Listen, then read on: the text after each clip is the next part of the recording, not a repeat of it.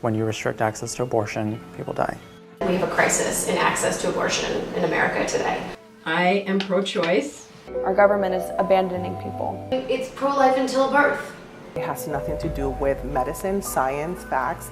It all has to do with this anti-choice agenda. It's a bodily freedom, being able to decide what you want to do with your body. Should the government be deciding for women whether or not they can access this procedure, whether or not they are forced to give birth when they don't want to?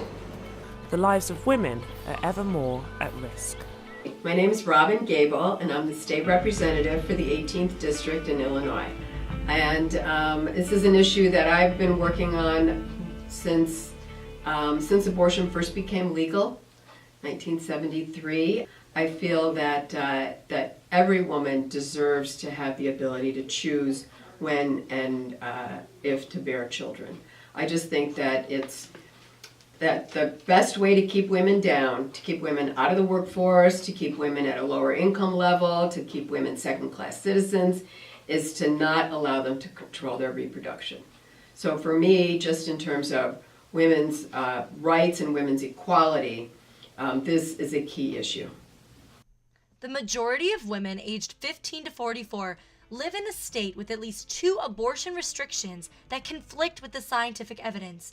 More than that, 30% of states have 5 or more major conflicts in their laws. Why are we allowing this false evidence to be perceived as fact when it is clearly not? This is one of the techniques that the anti-choice movement used because they realized a decade or two ago that they could not just keep talking about the fetus because people would easily reply, well, what about the woman? The woman matters too. So they started to say, we are against abortion both for the fetus and the woman, that it's bad for the woman. They created fake science. People who had degrees in nothing related to what they were writing about would produce papers arguing that there was a post-abortion syndrome that's been totally disproven, arguing that abortion was bad for the woman and that we were protecting the woman from herself by denying her abortion because it would lead to depression or lead to other physical people argue that it leads to breast cancer. There are 5 states where the doctors mandated to give women information that says that abortion has breast cancer. This has been completely disproven. The National Institutes of Cancer convened all of the top experts in the country to come together to review all the literature, and it was clearly decided that there is no causal link between abortion and breast cancer yet, and has continued to repeat this myth on and on because for them, it helps their argument to say, oh, we're just trying to protect the woman. And that was also the underpinning of a lot of these laws that restrict access, is saying, oh, it's to protect the woman's health and safety, which was something that under some of the cases that came after Roe was a reason why they could restrict access. We did have a huge victory in the Supreme Court just recently in Whole Women's Health v. Hellerstedt, which struck down some of the most damaging laws that were closing down clinics under this false idea that it was to protect women. And the court just found it was clearly a sham and there was absolutely no indication that women were safer with these laws, and in fact they were just meant to deny access. Well, we need legal, safe abortion because women are going to do whatever they can to abort fetuses that they don't want. If they're not prepared to have children, sometimes it's a horrific situation within which they have a pregnancy now, they will go to great lengths to terminate that pregnancy. And we saw soon after the Hyde Amendment, there was a woman who went across the border to Mexico to have an abortion and died.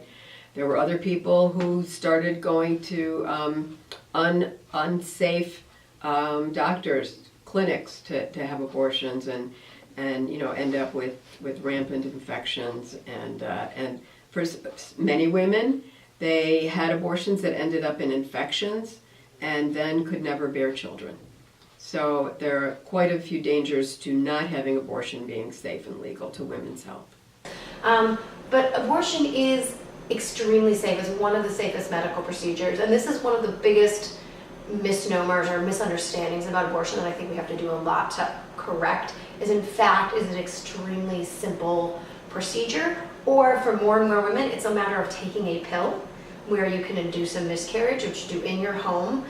There's really actually very little need for any medical involvement at all.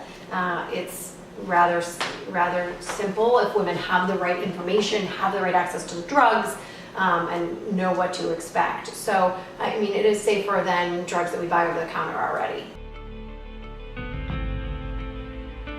My name is Rachel Schrock. I am 35 years old. I grew up primarily in Indiana. So I have a pretty common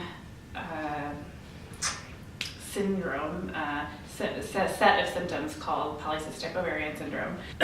So my boyfriend and I at the time, we were using protection, although we were not always using protection. I got pregnant and didn't know for quite a while because it was really pretty normal for me not to get a period. And so I was pretty surprised, and I actually remember when I found out that I was pregnant, that I was getting my hair done at the hair salon, and my dad had said, "Are you sure you're not pregnant?" Because I wasn't feeling well.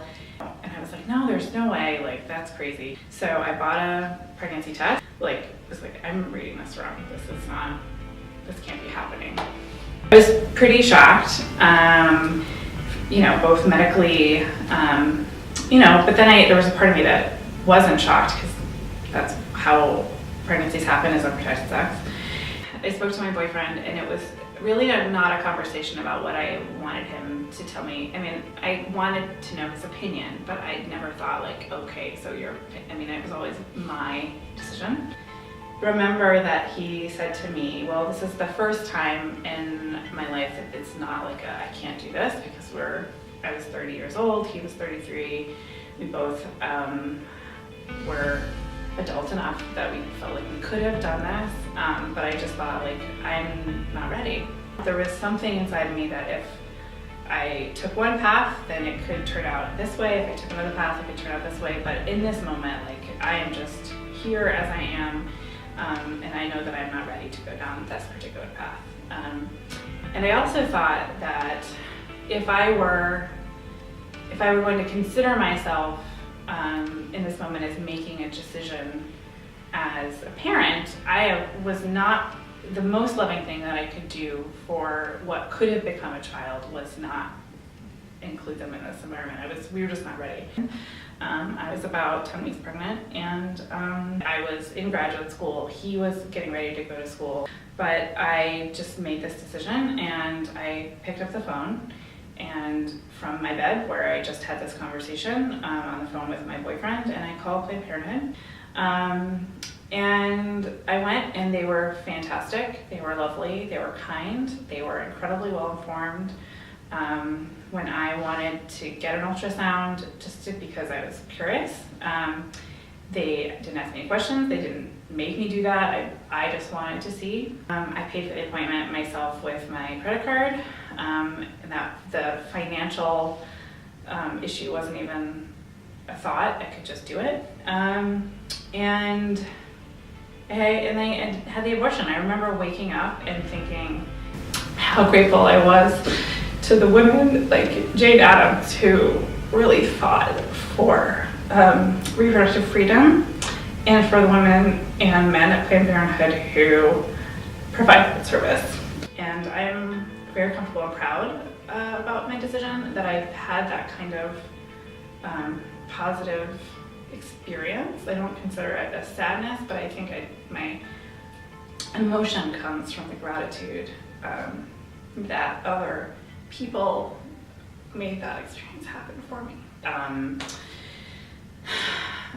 As an individual, I was able to continue in graduate school uninterrupted.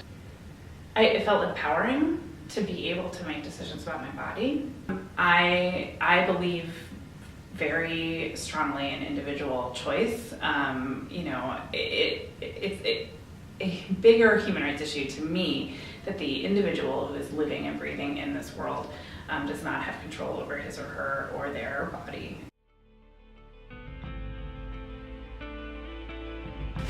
All right, my name is Matt Yonke, and I'm the Communications Director for the Pro-Life Action League. The things that we would be fighting for, first and foremost, is, I guess, in the eyes of the culture, to humanize the unborn child and to help people see that there is no principled difference between the child in the womb and any other human being. And then on the other side of things, we also do a lot of protests against the abortion industry. So that varies from protests at abortion facilities to protesting abortion funding events, down to the direct action of being outside abortion clinics, not in protest, but in prayer and offering help. Because from our perspective, the unborn child is a human being who, if they don't do their job right, is going to be killed. There's a lot of passion that goes into that mission to save a child. Well, as a pro-life person and standing on these principles that I do stand on about who the unborn child is, I would say that abortion can never be the solution to a problem, right? We don't solve the problem of poverty by killing poor people. We don't solve the problem of, I don't know, I'm going to stop at poverty and poor people there. I think that's, the problem that's being gotten at there is that from this feminist perspective, I guess you'd say, women need control over their reproductive health, by which they mean the ability to end a pregnancy if one occurs when it is not convenient. How many of those pro-life organizations are actively working against the death penalty? How many of them are actively working to support school lunches, to support WIC and SNAP and other programs that provide resources to families when they don't have enough money for food and other essentials? How many of those people are fighting for Medicaid expansion so that everyone has health care coverage?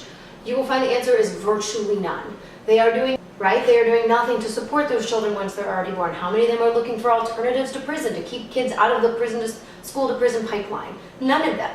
They are really only concerned about this concept, the fetus, and not really about the woman whose life is going to be changed forever. But it's not about what you would or wouldn't do. It's about how you feel, who should decide. It's a problem when your personal and religious views intervene with people's basic human rights. You can believe whatever you want and follow whatever your conscience tells you, but it is not your place to tell someone else what they can and cannot do with their body and what their morality and their conscience should be. Someone else telling us what to do with our bodies, it's just not acceptable. In order for women to shine bright, we need them to be able to control their own health care. If women can't decide if and when to become parents, how to do it in a way that they can support their children and their children can live safely, then they just can't be equal in society. And all the other fundamental rights are all wrapped up in that. I think it's both true in and of itself, but abortion also is a proxy. Women understand that if we are going to overcome the significant misogyny and discrimination that still exists in our society, that right, if you take that away, nothing else will, everything else falls.